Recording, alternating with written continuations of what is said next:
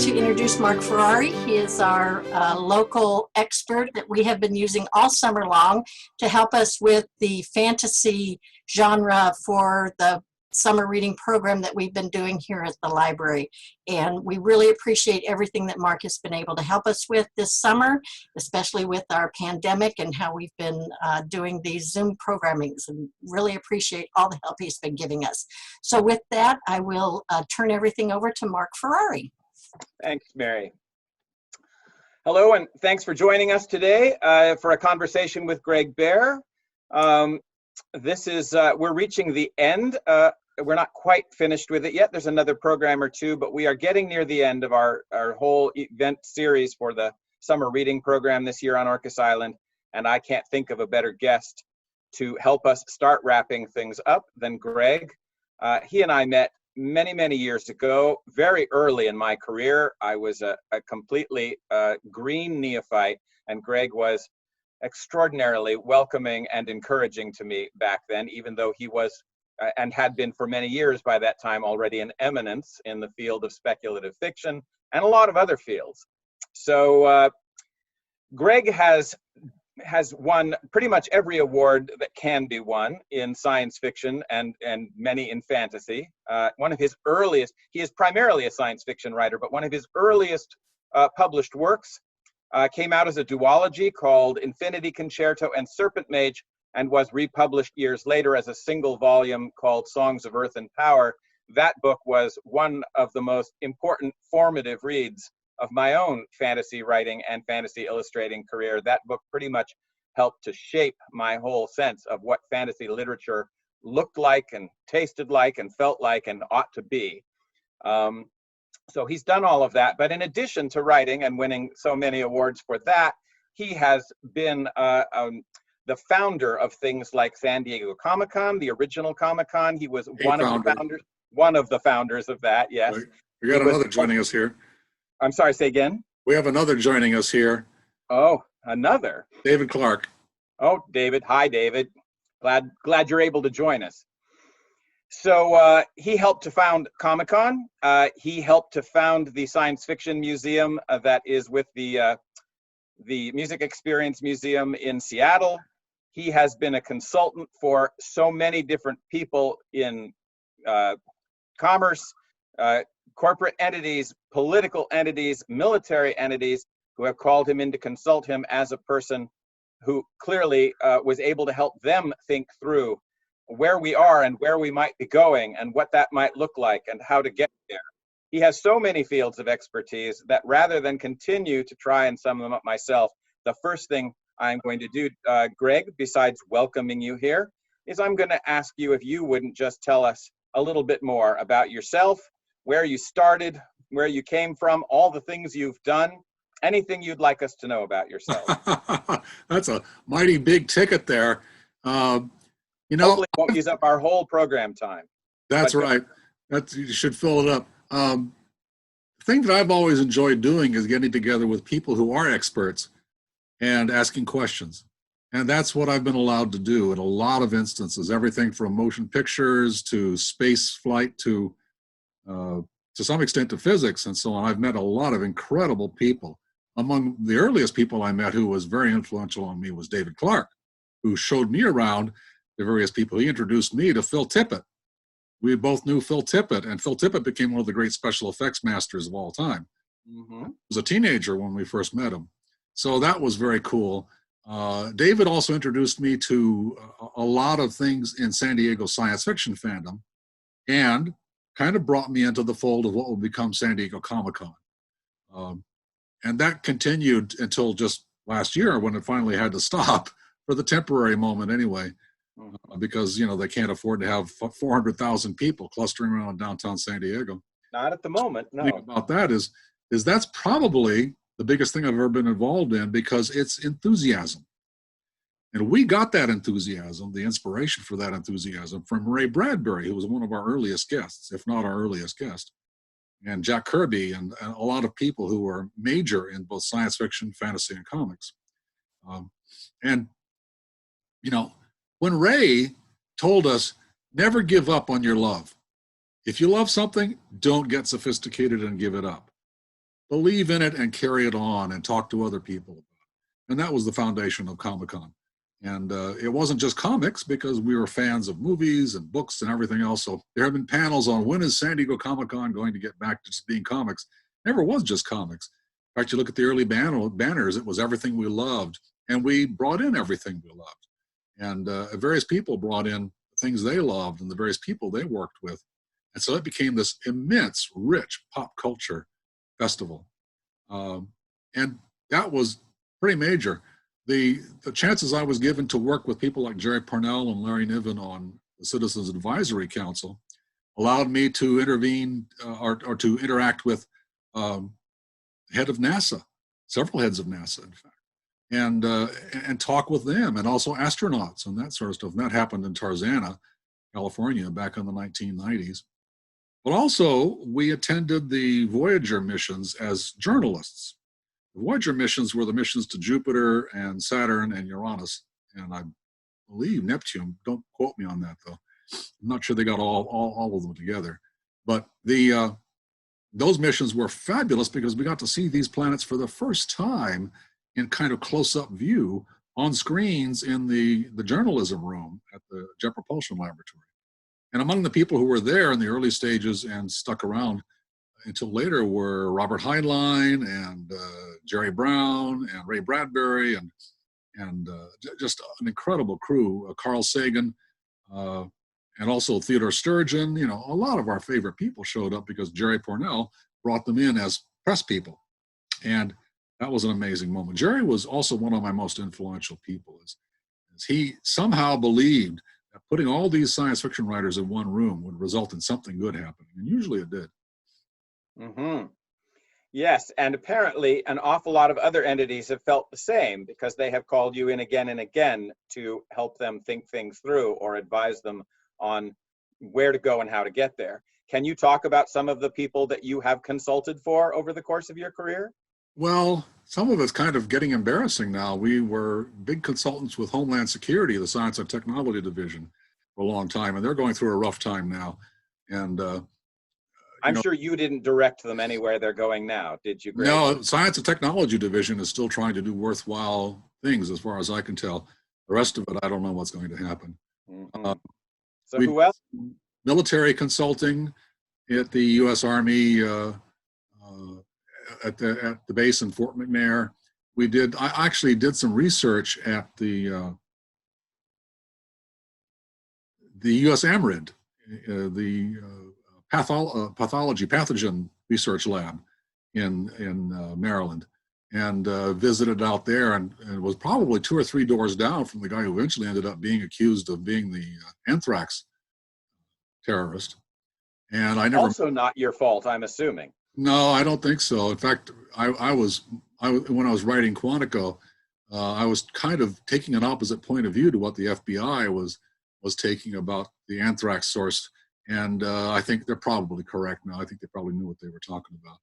But getting to meet all these people and interview them, and the one thing about meeting experts is they rarely get to talk about their expertise at cocktail parties.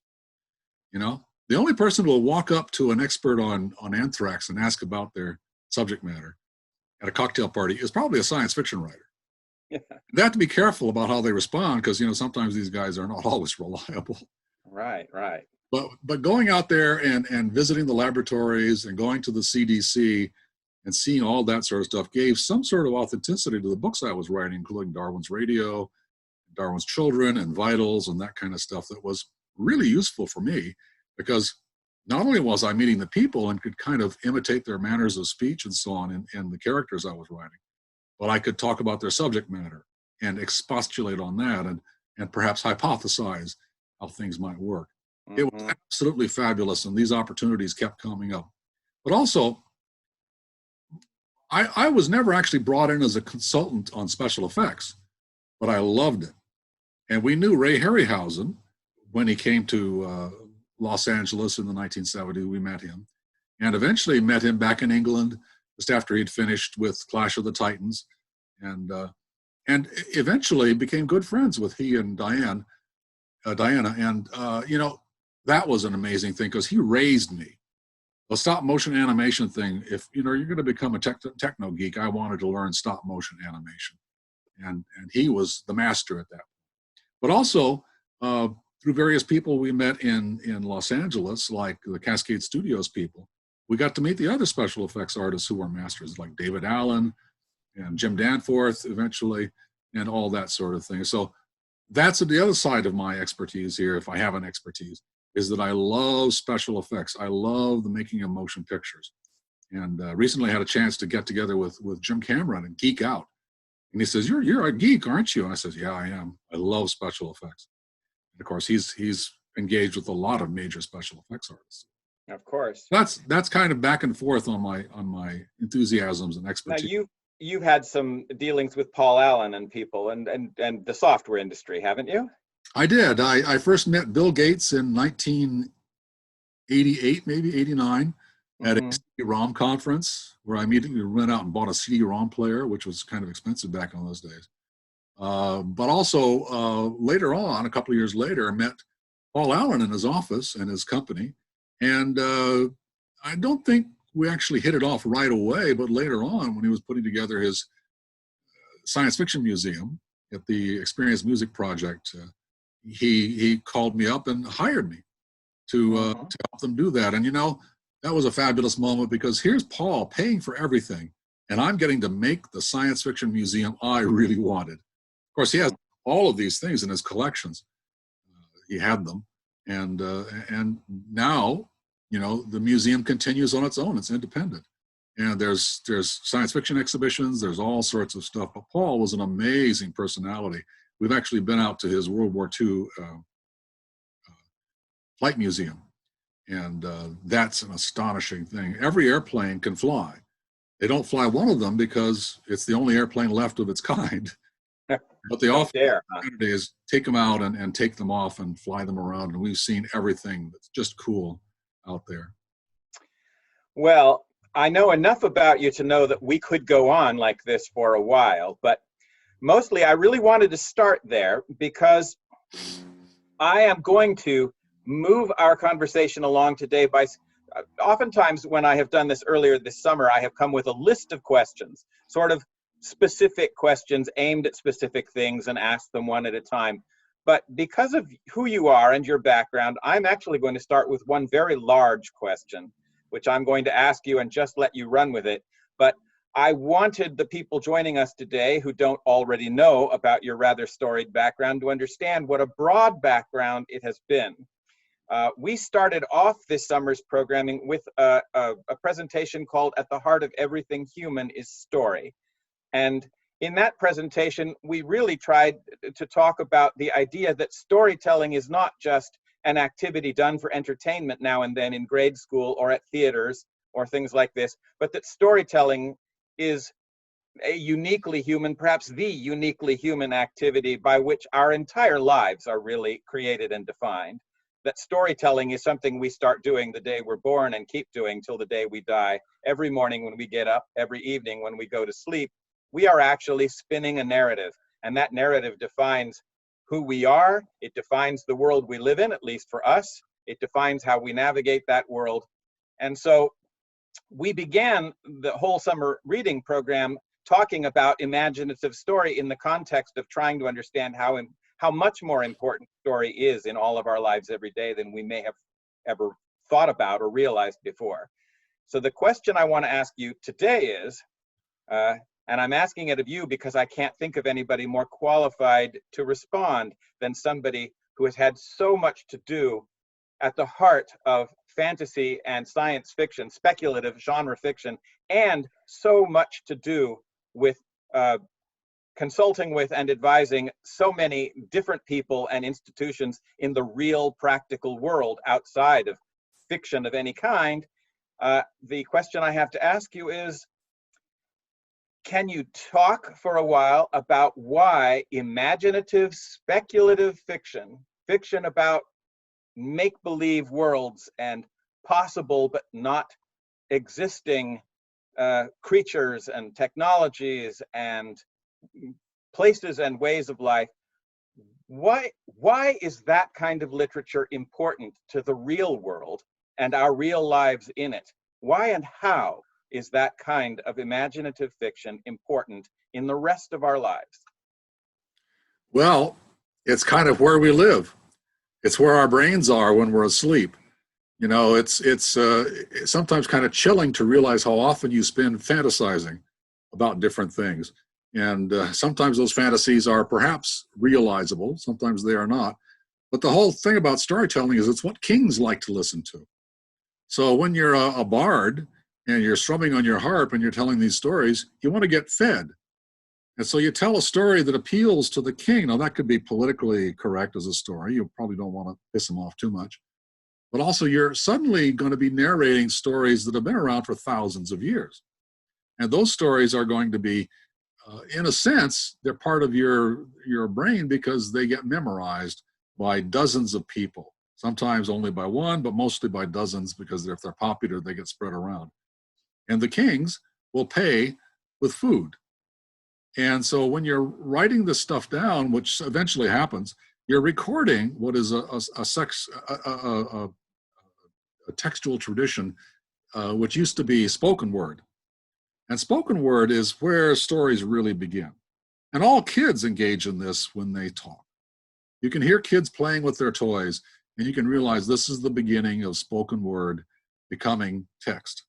And sometimes the kids sit down and write down what they're talking about. And if that happens, then you've got a potential for a writer, but you certainly got a person who is willing to put it down on paper just to see how it sounds and then read it back to themselves. And that's the beginning of textual criticism, which is the other side of things. Is not all stories are perfect when they start out, nor are they original. But the more you have in your background, in your lexicon, the more you realize which stories are the best and which you love, and which ones you want to record yourself as a writer. And that's the beginning. It starts with being a kid, ends up with being a sometimes professional writer, sometimes just telling stories to yourself as you're out in the barn feeding the chickens and stuff like that. And I think those stories are as legitimate as anything a professional writer does. These are you exercising your mind, your dreaming mind. When you get to science fiction is the dreaming mind of science. And so you can rely on science, and I often do, but also the dreaming mind of science is not the end of it, because it all begins with fantasy. It begins with fairy tale. And that's the most important part. All science fiction stories are, in a sense, extended fairy tales. And boy, is it fun to read, fairy tales from way back when, or the religious texts of other peoples, and realize how much of this comes from people sitting around a campfire, basically schmoozing. And how much of the real world do you think started in those stories? Well, if you take a look at a couple of my books, I've speculated that the whole world began because of those stories. So I've just got a book called The Unfinished Land, which is all about storytelling and about the beginnings of science. And it starts off in the Spanish Armada time, and takes a young boy across an island, one of the islands of the Tirnanog, that is, in fact, one of the origin points for Western civilization. He doesn't know it yet, but he's going to discover it, how important he's going to be to that. And that was one of my great pleasures, was to go back and not only relive history and recreate what I'd been reading about in Hakluyt's voyages and so on, the Spanish Armada and the English response to it, but also putting these things down in a fantasy context with fantasy characters. I just love doing that. And in a sense, it's a kind of an extended version of Infinity Concerto. Oh, I'm sorry, what was the name of that book? The Unfinished Land. The Unfinished Land. Okay, everybody make a note of that, because I'll be buying it. You can get a look at the cover now on Amazon, and it should be out in February. Okay, great. So it has been observed that automatic sliding doors, a door that opens as you approach, that slides open, that the first place we actually saw those was Star Trek. Is that true? Do you think that's true? I really don't know. There have been, you think of the cartoons, but also the movies, Flash Gordon and so on. There's a lot of stuff that appears on Star Trek that's actually in Buck Rogers. Certainly, the transmitter is in Buck Rogers first. And as far as doors opening and closing, I do not remember anything before Star Trek. Could be true. Yeah. I mean, I ask this in a way because in our conversations that Summer has come up before, that an awful lot of the things that exist in the real world appeared first in somebody's story. Right. As if our stories is how we conjure these things out of nothing and put them where we can see them well enough to start actually making them real. Yeah. And I mean, you know, what were those communicators in Star Trek? Everybody laughs now about the fact that we've all got a communicator in our pocket, which is called now a smartphone. But so many of these things seem to appear first in stories. And I'm just wondering what you think of the idea that through storytelling, perhaps we actually do create the world in stories first, and then on from there. I mean, as a science-oriented person and writer, what do you think of that idea that the objective human world maybe begins in storytelling? Well, science fiction is a modeling process. You model a future history and you fill it in and you make the things you need to work in that world. And the characters use them and they create languages to describe them. And that's a pretty amazing process in the best science fiction. I think Robert Heinlein claims to have invented the first waterbed, but I don't actually know whether that's true. He probably did. He certainly worked on spacesuits, and he put those spacesuits in his stories after World War II. And those became part of the design spectrum for future NASA things. So what you do is you create a whole repertoire, a whole grammar of ideas that you choose from. And you don't choose everything. We don't have phasers in our pocket, thank goodness, you know. And you just wonder, okay, what else can you think of in science fiction that came out long, long ago? There's a whole list of science fiction books that are prophetic in a different way, like E.M. Forrester's The Machine Stops, which is kind of what we're facing right now. This whole time we're in is the machine stops, really. And that's not something you would choose. It's not an invention you would choose to claim as one of yours. But the whole notion of rocket ships, that goes way back. You know, the whole notion of flying through the air certainly goes back to Icarus, and that's a god, you know, or a human who is going to be helped by the gods. And you've got all of these possibilities, but spaceships came about because engineers wrote about them. You had Tsiolkovsky, and he's writing about the different kinds of propulsion that are possible, and the rocket ship then becomes kind of a reality in the 1920s. And you get these liquid propulsion system rockets that, you know, Robert, what's his name, did. I'm blanking on his name now. Pardon? Goddard. Heinlein. Robert Goddard worked with the liquid fuel rockets. And, you know, the Germans had these Raumschifffahrts, rocket ship clubs, that they would work with. And Willy Ley and Werner von Braun were part of those in their teenage years. And they put together rockets, and they tried different things. They put solid fuel, liquid fuel. Eventually, von Braun, of course, would become part of the Nazi rocket program and would get funded by Hitler and his henchmen and bomb London. So, you know, there are things that we are proud of and there are things that we are not proud of. But the fact is that those rockets later sent us to the moon. Mm-hmm. So that's a pretty extraordinary, beating swords into plowshares. How about beating swords into, you know, launch vehicles? That was an amazing moment. I remember as a kid watching Man in Space in the Walt Disney programs, and all of the artists coming together to build the spaceships in their minds and launch them. And later on, Ray Bradbury was talking about going out to the launch complexes in San Diego to watch rocket engines being tested. And I forget quite where this was, but we could hear them as kids at night testing these rocket engines out in the valleys outside of north of San Diego. And that was an amazing time period. He got invited to go in and see them. Later on, of course, he was,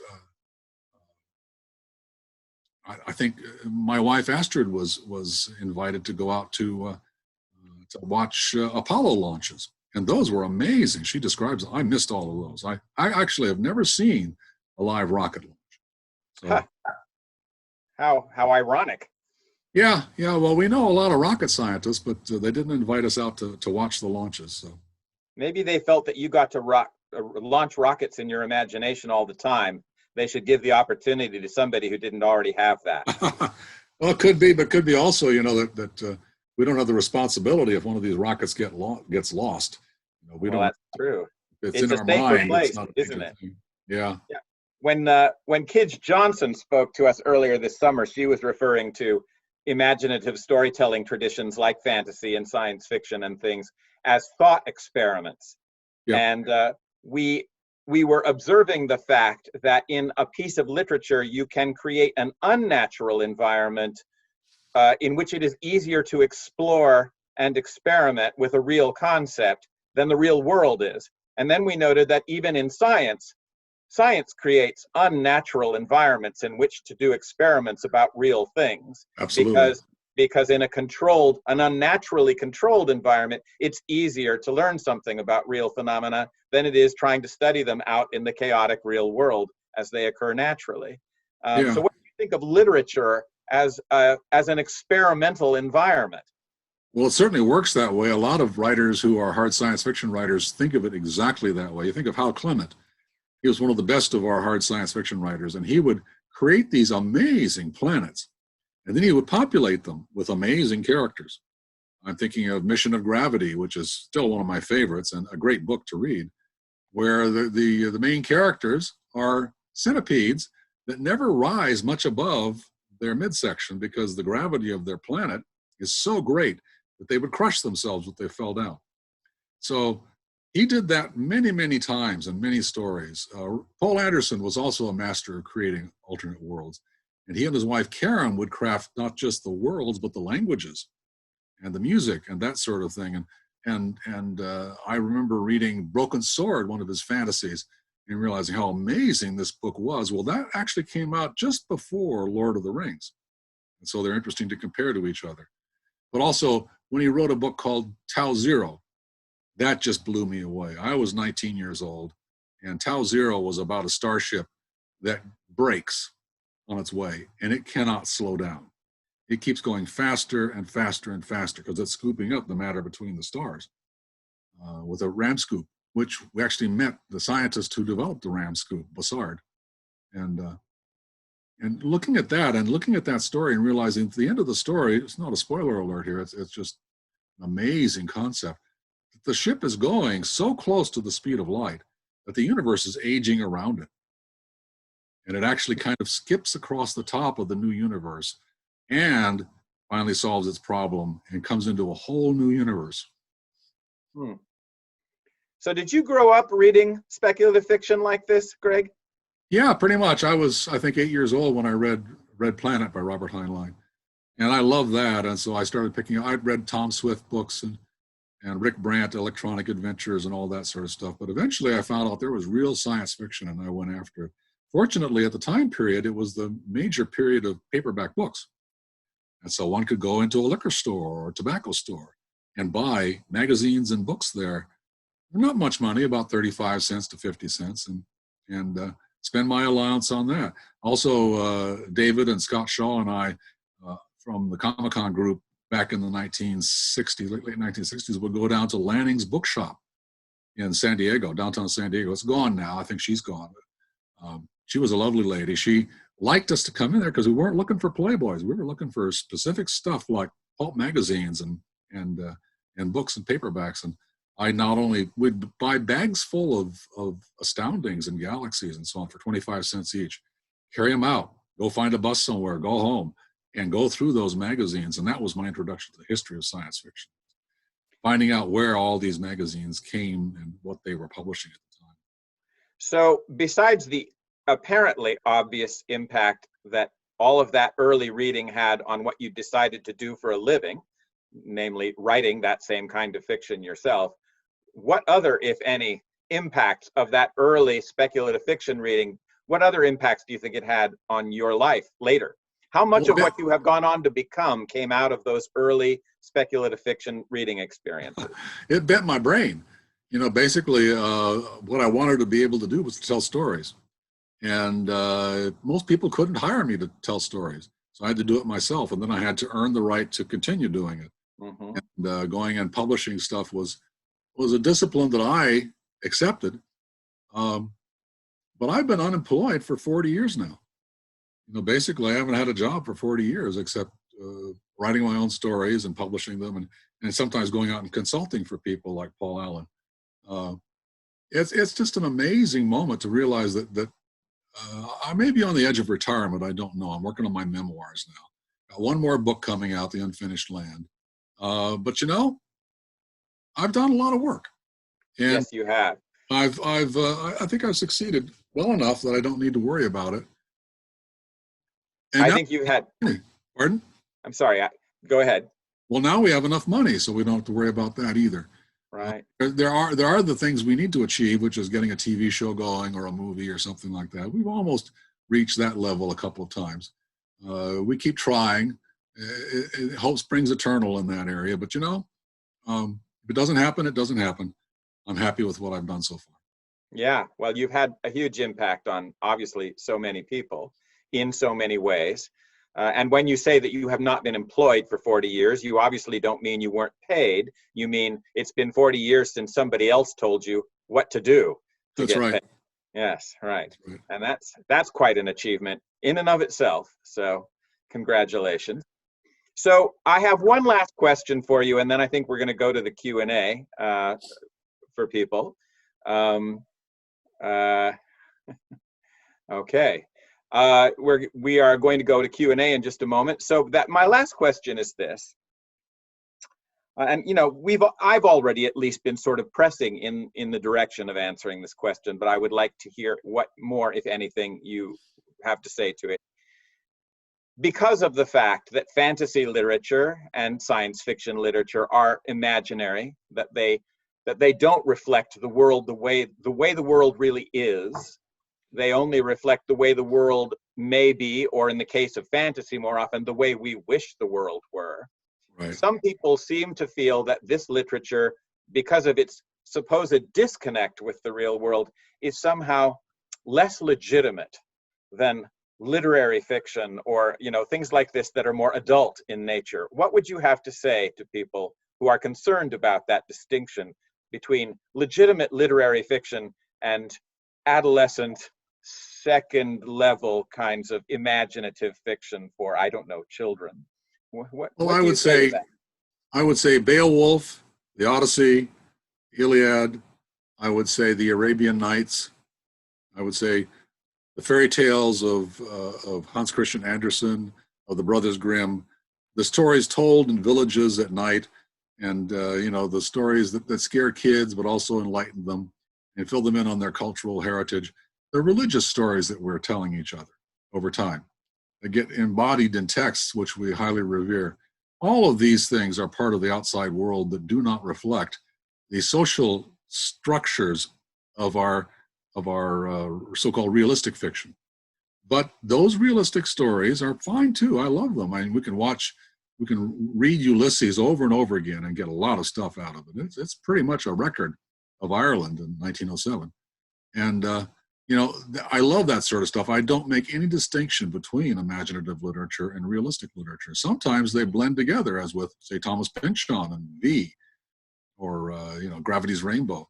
But also, I've met Joseph Campbell and got his autograph. And he was one of my favorites back in the 70s because he wrote The Masks of God, and he also wrote the Creative Mythology series. And I also met Jorge Luis Borges, one of my favorite writers and one of the great fabulists of our time. And Borges was an amazing man who wrote on all sorts of essays on all sorts of things. And as I walked up to him with my book to get it autographed, I said, "Mr. Borges, you've written about H.P. Lovecraft. What have you read of H.P. Lovecraft?" He says, "Oh, not a lot." He says, "But a name like that, what a name for a writer," he says. And then going on and continuing to read him, I put him in a lot of my stories, including the Infinity Concerto and in City at the End of Time. I love his whole approach to this sort of thing. He didn't care. He made no distinction between fantasy and science fiction and mythology. He read it all, loved it all, and worked with it. And that's true of most of the writers that I really love. Ray Bradbury, I don't think Ray read a lot of science fiction in his later years, but he certainly read it when he was a teenager. And at one point, he's writing a letter to Unknown Magazine in which he's writing to John W. Campbell, Jr. And he says, "Dear Mr. Campbell, I love your magazines. You've got," I'm paraphrasing here, you can look this up and read the real text. But he says, "I love your magazines. You've got Astounding, which is full of rocket blasts, singeing the grass in the yard at night.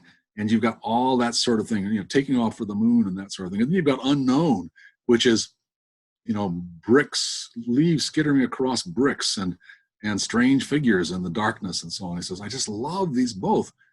Well, he was expressing the two sides of his career. And that was influenced by Unknown and Astounding. Mm-hmm. And when you think of what Ray's influence was in the television shows that he was partly involved in and mostly involved in, but Twilight Zone is really Ray Bradbury's country. And Rod Serling had to admit it. As I actually had lunch with Rod Serling one time and discussed this. And, there's a real sense of honor in being associated with imaginary people, with people who are not real, who flock around you, who you've created, but live through you. And that's what Ray Bradbury did. It's what I hope I've done. It's what most writers manage to do is you've got to kind of create that panoply of angelic figures that fly around you. And when I wrote The Unfinished Land, I realized, I'm going to bring some of those people on stage. We're going to see some of the foundation of how characters get made and how you shape the real world by doing it. Thank you. I think I'm going to open things up for questions and answers now. First, your wife Astrid is joining us, has joined us today, and she has offered to show us a screen image of The Unfinished Land. I would love to see a screen image of The Unfinished Land.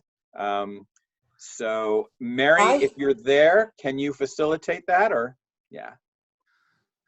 Okay, you're muted. You're muted, Astrid, so you need to unmute if you want to talk to us. This is Astrid Bear, Greg's wife, folks. Hi.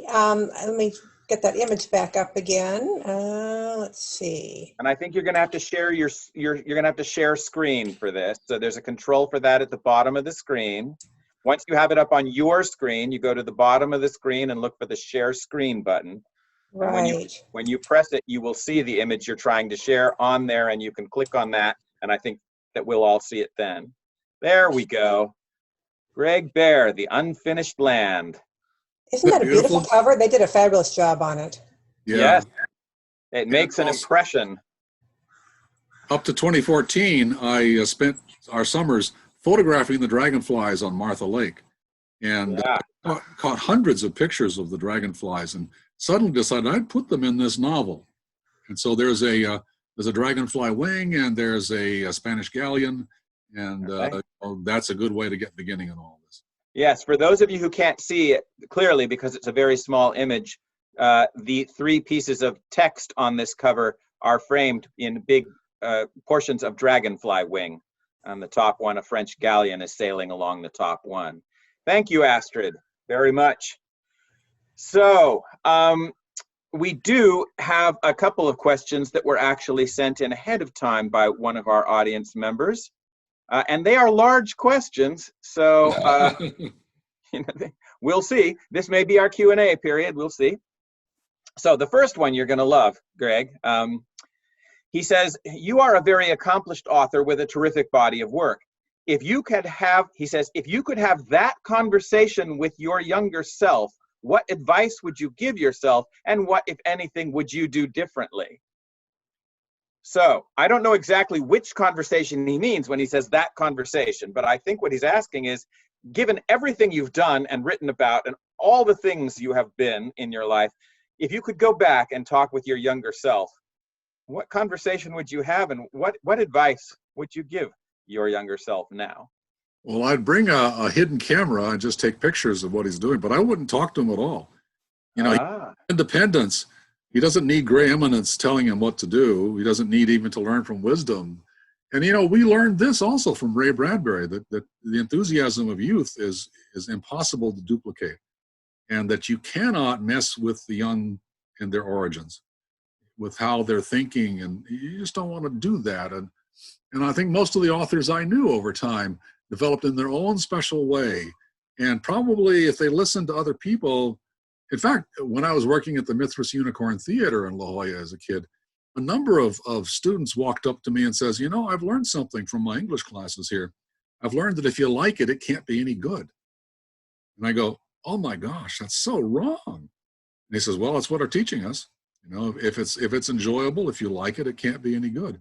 And that was the exact opposite of my upbringing, of my friendships, of the people that I dealt with, and of Comic-Con, is if you love it, you love it. And talk about it, you know, and get together and talk with others about it and share your loves. But don't let someone lord you over as to what they think is good and what isn't. Yeah. You know, we discussed very in passing a moment ago when we were talking about the differences between the distinctions between literary fiction and speculative fiction. It just occurred to me that one of those differences is that speculative fiction is not confined to what is real. It isn't forbidden to go places that real life doesn't go, which means that it can go places that real life can't go. Right. Which seems to me an asset more than a liability, for sure. Absolutely. So his second question, who are some of your mentors? Now, you've addressed that to some degree already in your remarks so far, but do you wish to say any more or something more specific about that? Well, I've talked about people that heavily influenced me, and I don't want to lose any names because nearly all the great science fiction novels I read heavily influenced me, but also great literature that I read back in the day. And there was a lot of it. I read so much. Also, in the heyday of the paperback world, a lot of the massive mass market paperbacks were things like Moby Dick and so on. They were available on liquor store shelves, and you could get those. I think as part of the audience created by the GI Bill, that a lot of people wanted to understand the world, and so they would buy these science books, these literature books, and I tried to collect as many of those as possible. When I think of in the 1970s, I was reading about black holes and singularities, and finally had to write a story about it, which I did, called The Venging. And I did a painting of that, which was quite something. And then I went off and tried to talk to people who are doing a movie called Space Probe 1 that Disney was working on. I says, you guys, you got a real opportunity here. What's going on? And they invited me in, and I met with Peter Ellenshaw Sr. and John Mansbridge, a lot of Disney classic creators. And then that movie came out, and there wasn't much I could have done. It was a terrible movie. There's a black hole in it, you know? And that's what I call it, the black hole. I was trying to create so many things at once. I was running off in all directions, but also I was trying to learn everything I could possibly learn. And so I bought a book called Gravitation, Learn About Singularities and Black Holes. And this is a big, thick MIT press paperback. Cost $50. And tried to read as much of it as I could. And man, the math just stumped me, you know. But later on, I would get together with people like Freeman Dyson and even met Richard Feynman and so on. And I just loved all aspects of this culture, of the science culture, of the science fiction culture. If they were doing something interesting, I wanted to be part of it. So he also asks about your favorite authors. You have mentioned quite a few authors already over the course of this talk, but are there any specific, this person is one of my all-time favorites that you want to highlight now? Sure. Let's talk about Arthur C. Clarke, who, of course, helped Stanley Kubrick create 2001: A Space Odyssey, which totally blew my mind when I was 16. We had a group of us go to the theater in my grandmother's car in Hollywood and go see the Cinerama version of 2001. And it was just jaw-droppingly amazing. And later on, we got together to meet Arthur Clarke, and later on, I would correspond with him. But Arthur C. Clarke was a pretty amazing writer, and I already read his work, Childhood's End and so on, when I was a 13 to 14-year-old. So he was definitely a major influence on me. And that movie, absolutely. There's also a person who influenced Arthur called Olaf Stapledon. And this is a marvelous name. You can conjure with this name because he wrote books in the 1930s that were just perhaps the most imaginative novels ever written. One was called Last and First Men, and it was about the human race and the human race as it develops into different kinds of races over 2 billion years of history. And that in the 1930s? 1930s, yeah. He probably read H.G. Wells. He might have read some others, but he was mostly an originalist, and he didn't actually know much about science fiction at that point. But he had to write a sequel to that, so he wrote a story called Star Maker. And the Star Maker is about the history of the galaxies in the universe. And it is just expansive beyond belief. I've painted several pictures of some of the characters he created, nautiloids and that kind of stuff. But what Stapledon created wasn't enough. At the last chapter, he's also talking about alternate histories, alternate universes. And he says, here's the younger universes, much simpler. And then he goes on and describes the older universes, which are beyond comprehension. They are so complex. He couldn't just end with writing about the history of the universe. He had to expand into this metaphysical, leap of faith. And that just struck me as amazing. He was also not necessarily a guy I would politically agree with. He was a Stalinist, a Marxist in 1950, but he came to the United States as part of an exchange program and met with science fiction fans here. And I think the only fun he had on that trip was meeting with science fiction fans who remembered his books from the 30s. So you've mentioned painting a couple of times. You were an illustrator for a while along with everything else, weren't you?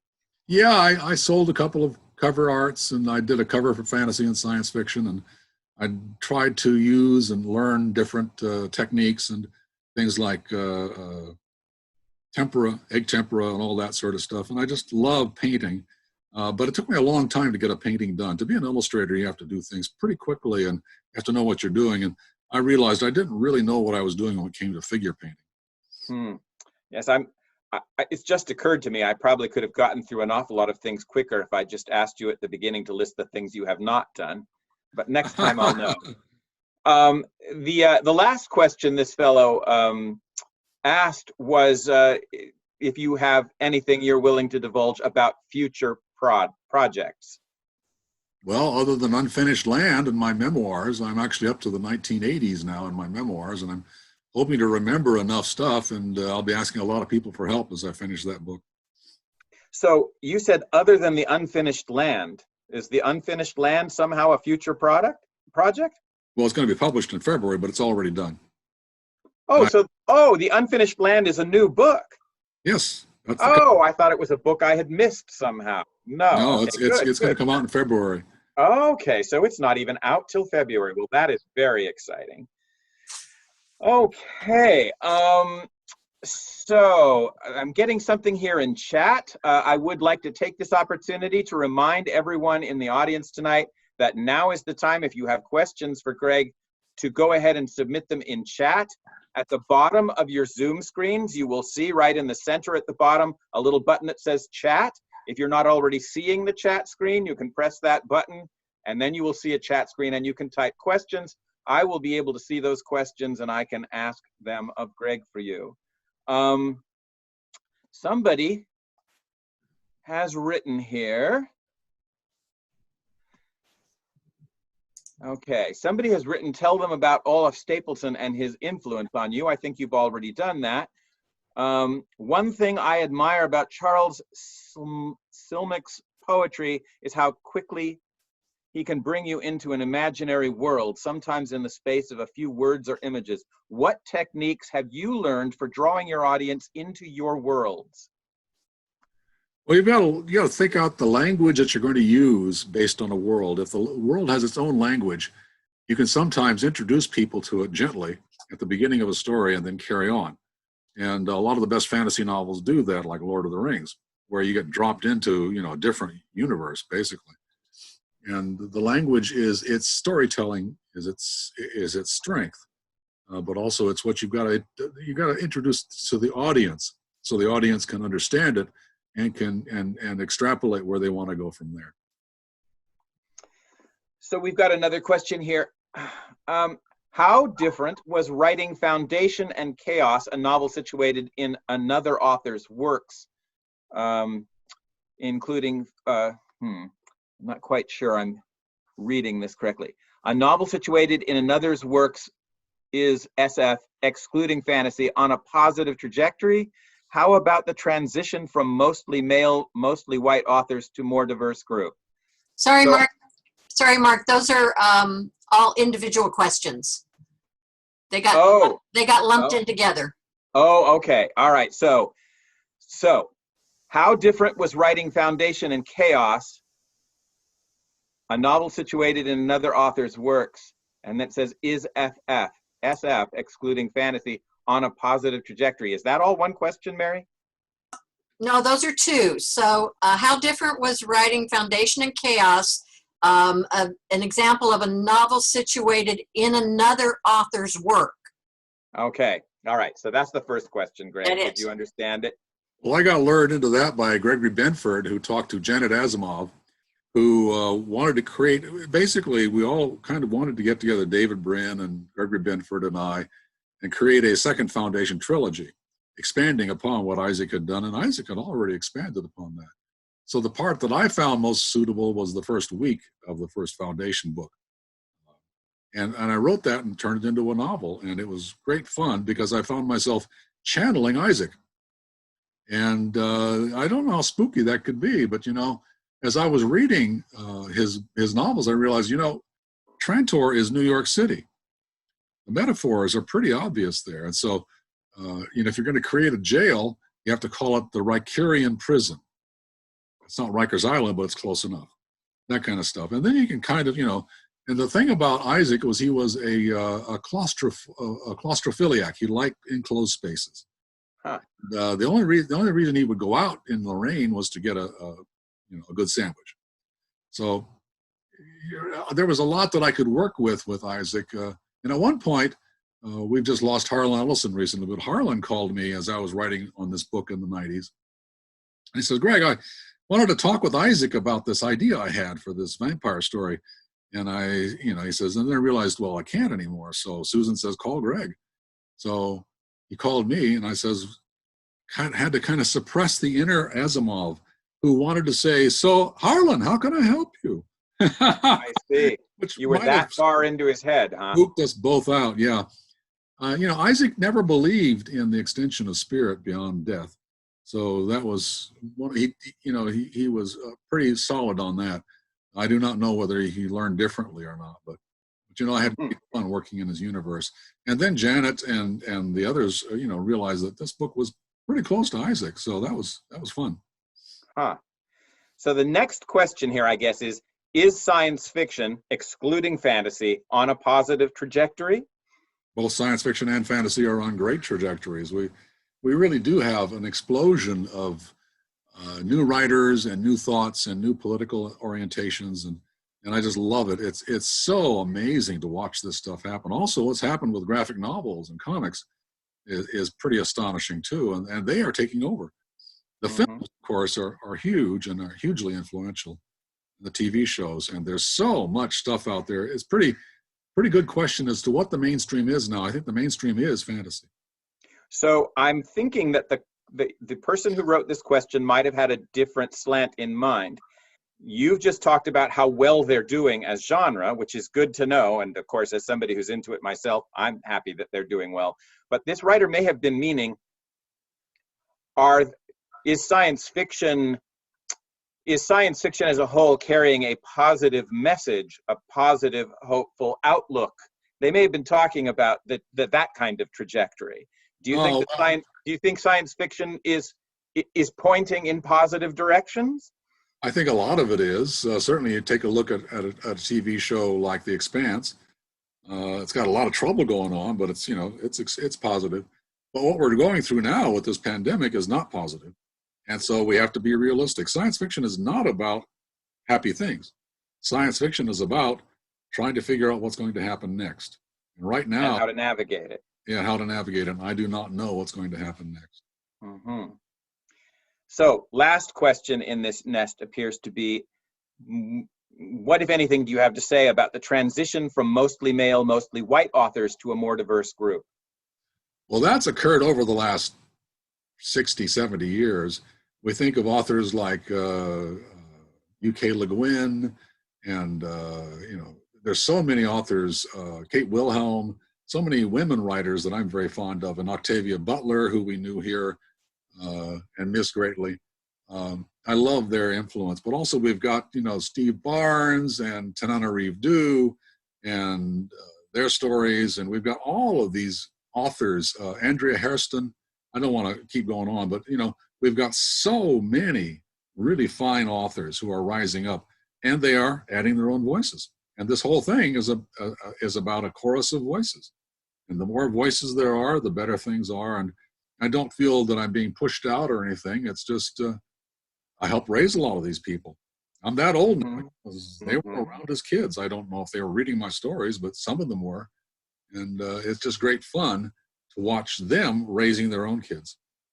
So it seems clear to me that there is a much greater percentage of popular published writers in genre fiction these days who are female and who are other ethnicities than white than there were when I was a kid. So I would sort of expand on that question by asking, do you think that the far greater number of diverse voices in the field these days is affecting the character or the forms of science fiction and or fantasy themselves? I hope so. I hope so too. People should shape this world to suit themselves. You've got to take charge of things, grab the story by the horns, and direct it where you want it to go. Do you see a different kind of story being generated any place these days than the kinds of stories that were generated 40 or 50 years ago?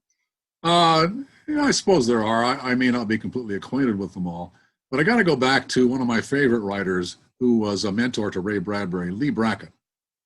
Lee Brackett, Leigh, was not just a pulp writer, she was also a screenwriter. So she survived in the very tough masculine world of Howard Hawks films and wrote screenplays. And she also did pulp magazine stories like Lorelei of the Red Mist, which Ray Bradbury worked on with her. And she helped raise Ray Bradbury as a writer. And I love her story because she was able to survive in all of these things. And she ended up, of course, just before she died, she finished a screenplay for The Empire Strikes Back, a major influence of one of the best science fiction movies ever. And Lawrence Kasdan helped finish that screenplay. And she was just an amazing personality. And I got to meet her a couple of times. I'm very proud of that. Yeah. So somebody else has just asked, are there any new authors that you think you'd enjoy teaming up with? I don't think they're asking if you're actually going to. I just think that they're asking if, in theory, you can think of any new authors that you think would be fun to team up with. Probably, I would like to, but I probably won't be doing it because I'm kind of an independent cuss right now, and I have my own habits and ways, and I'm not sure every author would want to put up with me. Okay. Right. Well, assuming they were willing to put up with you, is there anybody out there that you would be willing to put up with? Probably quite a few, but I'm not going to list them. Yeah, I can see why not. So somebody else has just asked, speaking of the middle of the pandemic, do you see the situation as having been predicted, or might it become the setting for new stories in the future? I'm sure it's going to become the setting for new stories. A lot of mainstream fiction is going to have to reflect this. No, I'm not sure we actually predicted this particular version of the story, but a lot of the people who talk about pandemics, like Laurie Garrett and so on, have predicted it. And the fact that we weren't ready for it is utterly shameful. The fact that we shut down the mechanisms necessary to help take care of this. And, this is one of the great historical shames of the United States that we've ever had to face. I sort of agree. We've lost 160,000 people so far, probably be 200,000 before the year is out. Right. And that's worse than the Spanish flu of 1918. Yeah, I wonder if it's really true to say that we weren't ready for it as much as to say we refused to exercise that readiness. Well, some did, and some also defunded as many things that we needed that they right. could.